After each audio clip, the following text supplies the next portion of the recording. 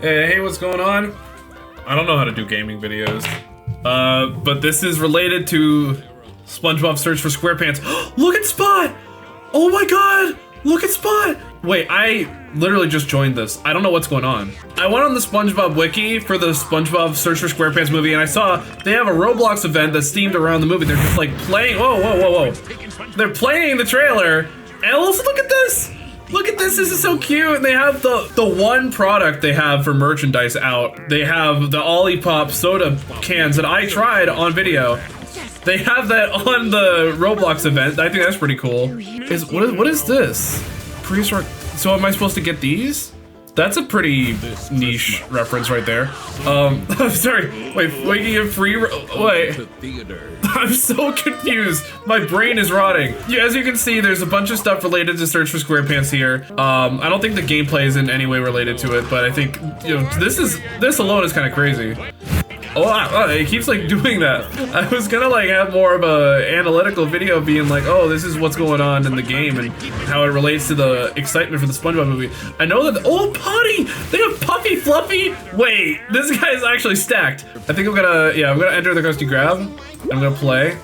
I guess I can just play the game itself while talking about it. I don't exactly know what I'm supposed to be doing. Okay, I'll add a Pearl. I'll add SpongeBob in. I feel like I might have failed this already, but I'm not really sure. So it's just a basic tower defense game. Like, this is obvious. Taking that usual template and then adding a bunch of SpongeBob stuff. I will say, from the few seconds that I took looking at this game, there's a lot of deep cut characters and features in this. Definitely seems like a love letter to the show. They very much appreciate the kind of world that this is. I mean, like, this is very charming. It's very well designed. I think that's pretty cool. So you get money, and then you can buy other stuff. Okay, I understand. So I'll add another Patrick here, and then another SpongeBob here.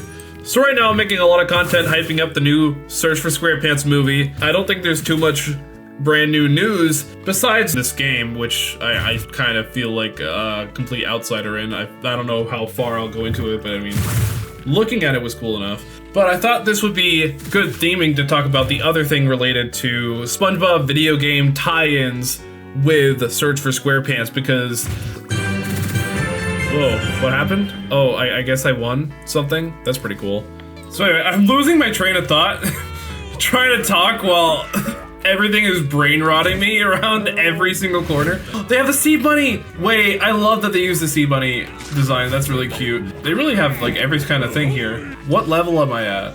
I legit can't tell. Oh, level 2? Okay, so I'll just keep playing then. So let's start over here. So now that we got everything figured out with this game, now we know what everything is, I think that learning this aspect of the Search for SquarePants rollout has made things a lot more interesting, because I think I kind of neglected the fact that online platforms and like virtual spaces like Roblox and stuff, those are very lucrative places to advertise stuff like this, especially when there's so many different SpongeBob games on Roblox already. The thing with rolling out a movie in 2025 compared to rolling out a movie in 2015 is that a lot of stuff is gonna be reliant on social media and video games and virtual spaces in general, more so than a physical product. I think that's gonna be very interesting, and it's going to, I guess, allow me to engage with it in a lot more ways than I could have if it was all just stuff I had to spend money on. Because, you know, Roblox, this is a free experience. I was able to just play the game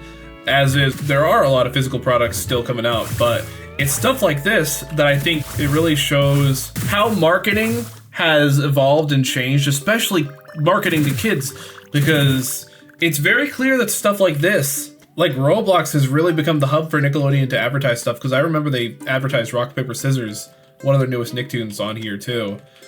They've been doing stuff like that. What I wanted to talk about, because someone actually left a comment on my last video talking about Search for SquarePants, mentioning that the new SpongeBob video game coming to all consoles, Titans of the Tide, is confirmed to have Search for SquarePants DLC. Now, I don't think I have any pictures of what the DLC will look like just yet, but it is in the official THQ Nordic article. It lists it as a challenge DLC, so I think that's going to be something playable that connects to the rest of the Search for SquarePants rollout. Again, I don't have much details for it, but I did say that next time I made a video about Search for SquarePants, I would mention it. So it really does make me wonder what else we're going to get in terms of virtual experiences related to this movie. Because I know there's multiple other SpongeBob Roblox games. I don't know if those are gonna get Search for SquarePants themed stuff too. I know they have their new app, SpongeBob Adventures in a Jam. I'm wondering if they're gonna do a tie-in with that app. I'm not really sure. This alone was pretty cool. I think like the models for everything are very charming, and I don't know if the game is going to include any Search for SquarePants original characters or if it's just displays outside of the game itself. But no, I'm just trying to plan ahead for the future mostly because I'm trying to make content for Search for SquarePants and getting excited about it. But at the same time, I don't know what to expect, and I don't know how much money I'm supposed to be spending. And also, I don't know how many platforms I'm gonna have to download. I don't know how many things I'm gonna have to look into in order to kind of go completionist mode on getting excited for this one movie. My biggest gripe with this rollout is simply just how short it is. The fact that we only got a trailer like a few months before the movie came out, and we knew basically nothing beforehand. We had no posters, we had nothing. Meanwhile, Shrek 5 gets a teaser trailer 2 years, now even like 3 years before it even comes out, which is like utterly baffling. Meanwhile, with Paramount, it's just, you don't hear anything about the movies that they're making until like the second before they come out. It makes these rollouts impossible. It feels like they're trying to bury these movies, even though, like, clearly they care about them, but it's just their way of rolling them out is so bizarre. Because it's like, the same thing happened with Sonic 3.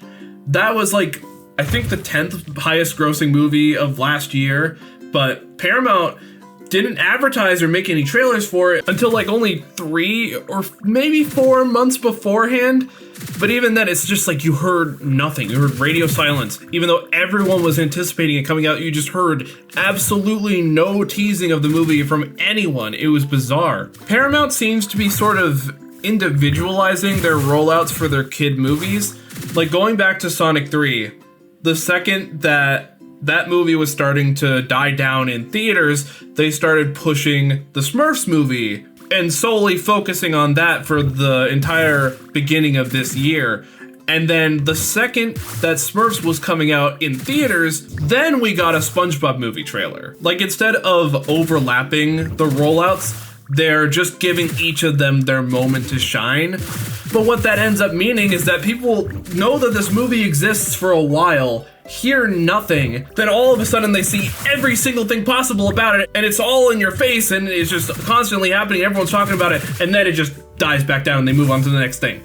It's a very weird way of doing rollouts, and I guess I'm not used to it because I feel like every other company I know of will always have something kind of overlapping. Like, you'll hear about a million DreamWorks movies and you'll see them being teased in different ways all at the same time as each other. Like this year, we had 3 DreamWorks movies coming out and you see trailers for all 3 of them all at once, you know? But I guess as long as we get the same amount of products and the same amount of attention and excitement during the time of focus that SpongeBob gets right now, I guess I can take that. It just feels a little disappointing when we had like a year worth of excitement for Sponge Out of Water. It felt like we had a trailer very early on and we had a lot of time to anticipate it and think about theorizing about it, and we had so much stuff coming out with merchandise and new clips were coming out like all the time just naturally. We still only have 1 trailer and then a couple new images. We still don't know that much about this movie or any of the merchandise or anything like that. I don't know if that's too much to ask for. I know that it is still 4 months out, but I don't know, it feels weird. It feels like we should have had at least something more by this point, but I guess that's just me being impatient. I know that by the time everything starts coming out in the next 4 months, I'm gonna feel completely overloaded with SpongeBob stuff and it's going to be so much content, so much to talk about. But right now, we're just in this weird lull. We're in this very weird purgatory period. But I think seeing all the options for both physical and virtual experiences for the new SpongeBob movie, I think we're gonna have a really good time these next few months, and I don't wanna sell that short in any way. I think this is going to be a really fun time. This is going to be kind of a throwback for me. I was so excited when Sponge Out of Water came out. I got so much stuff related to it. I got a lot of like Mega Bloks toys and things on that regard. I was always looking around for new stuff related to it. Yeah, I think that's all I really have to say. So let's return to the lobby. Let's look at all this stuff again. I think we definitely have a lot to look forward to.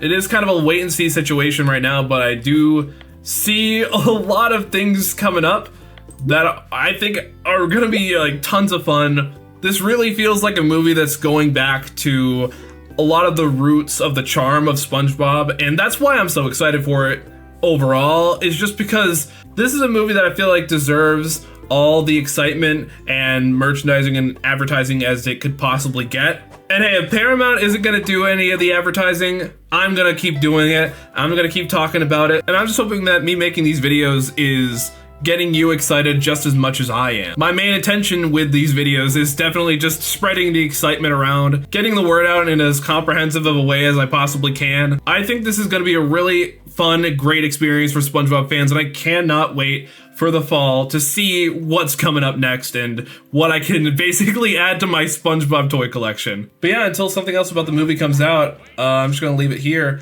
So I wanna thank you all for watching this video. I hope you enjoyed, and until the next one, stay tuned. See ya, bye!